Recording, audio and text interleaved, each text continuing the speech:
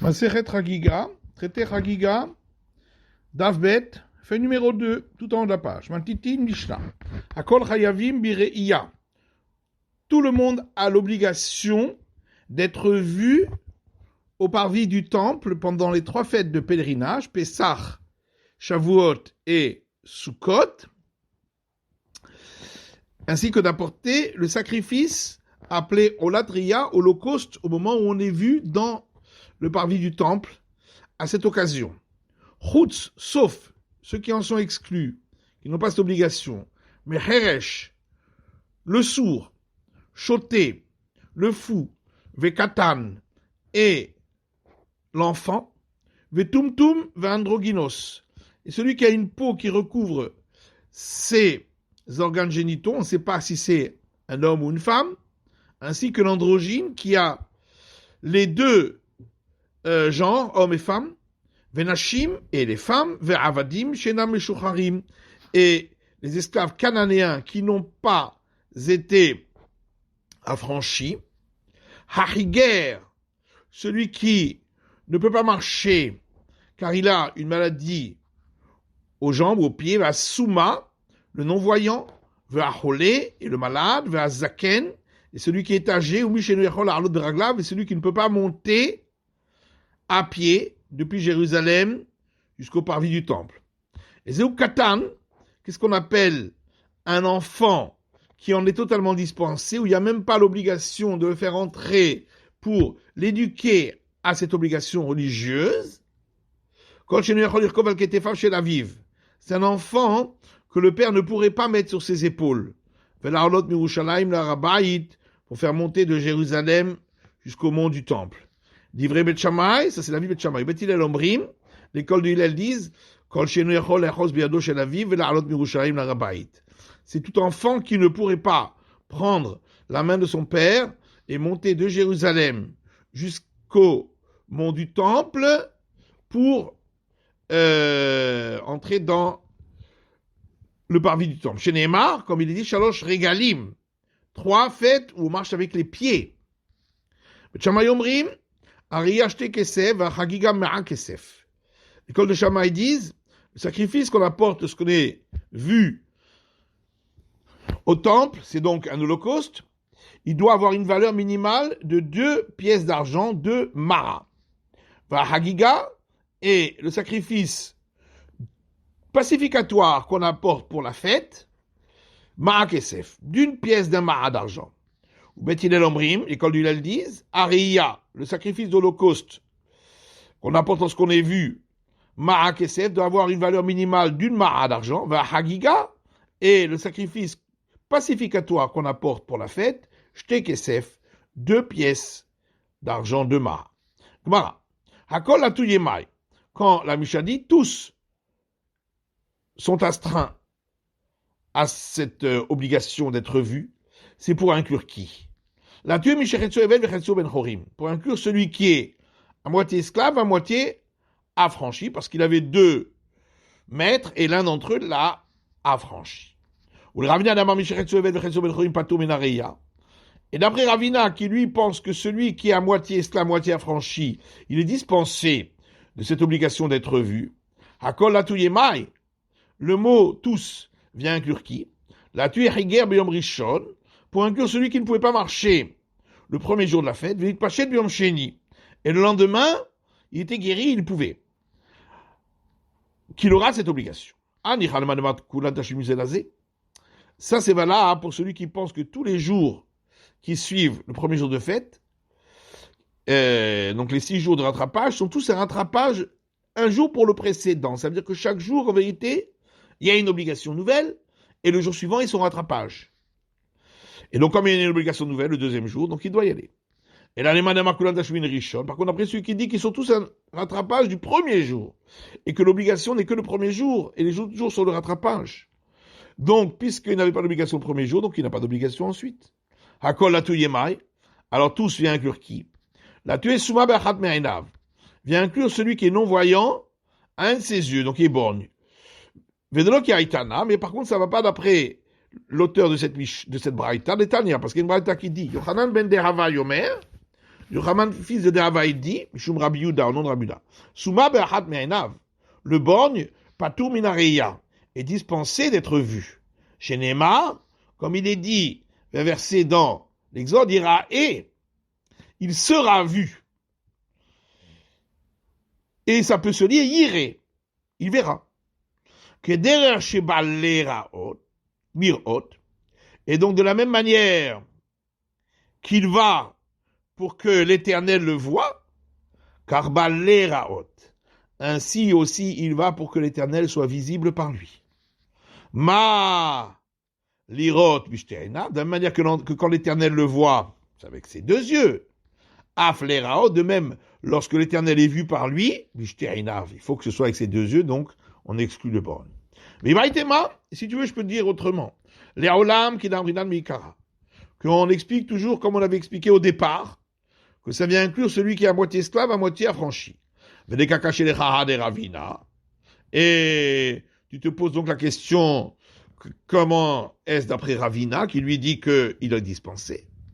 La Kashia, c'est pas une question. Kan be Mishnah Rishona, kan be Mishnah Harona. L'opinion de Ravina, c'est comme la première opinion qui a été enseignée dans une Mishnah et qui était l'opinion du départ. Alors que l'opinion de notre Mishnah à nous, c'est comme la dernière opinion qui est l'opinion par la suite. Dites-nous, puisqu'il y a une Mishnah qui dit Mishachetzo Eved Vechetzo Ben Chorin, celui qui est à moitié esclave, à moitié affranchi, il travaille pour son maître un jour, puis il travaille pour lui-même le jour suivant. Divrei Bet Hillel, c'est l'avis de l'école de Hillel. Amrou lahem Bet Shammai, l'école de Shammai leur ont dit, Tikantem et Rabo, vous avez arrangé le problème pour le maître, Tikantem, mais pour lui-même, vous n'avez pas arrangé. Pourquoi? Lisa Shifra eno yachol. Il ne peut pas se marier avec une servante cananéenne puisqu'il est à moitié affranchi. Batrorin eno yachol. Il ne peut pas se marier avec une femme libre parce qu'il est à moitié esclave. Libatel. Alors, il ne va pas accomplir l'obligation de procréer. Valonivra olamé la lepira verivia. Pourtant, le monde n'a été créé que pour procréer.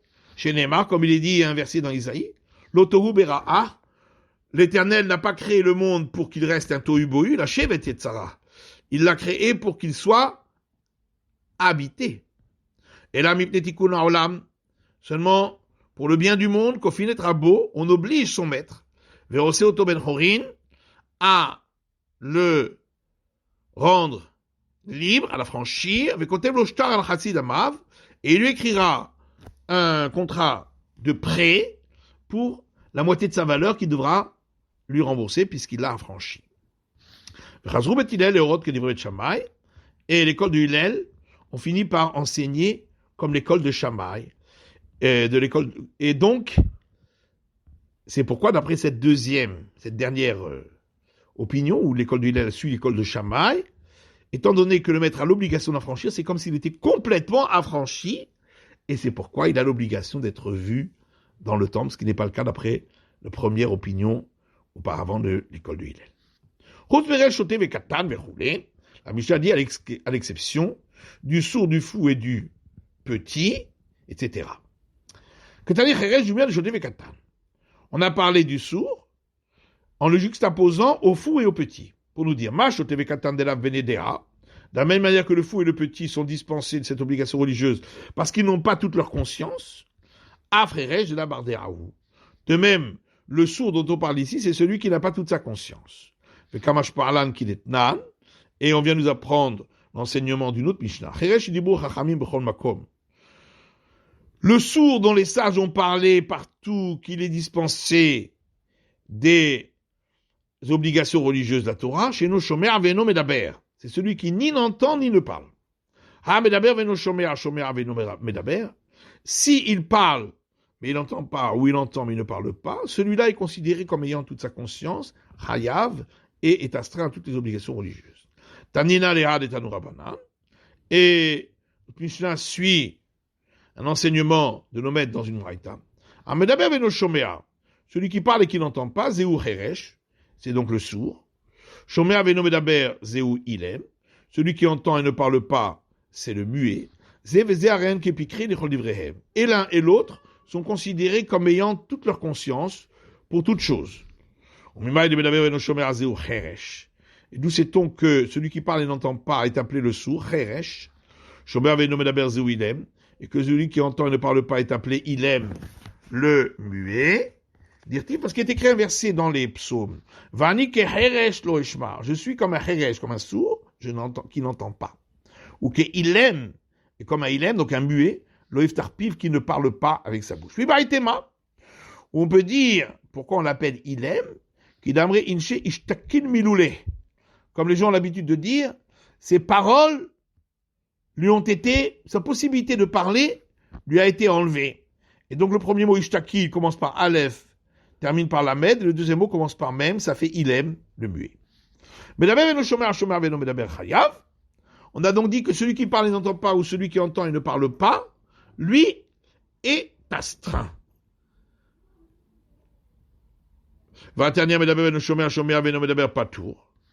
Ah, pourtant, il y a une braïta qui dit celui qui parle et n'entend pas et celui qui entend et ne parle pas est dispensé. Amar Ravina dit Vitema Rava, et certains disent Rava Hasur et Mersera. Effectivement, il manque un morceau dans notre Mishnah. Varikatani, voilà comment il faut dire notre Mishnah. Hakol Chayavim, tous sont astreints Bireya, à l'obligation d'être vus et d'apporter le sacrifice de Reya, au moment où il est vu, ou Besimcha, et également à l'obligation de joie et d'apporter des sacrifices pacificatoires de joie pour avoir de l'argent, de la viande pour se réjouir pendant la fête.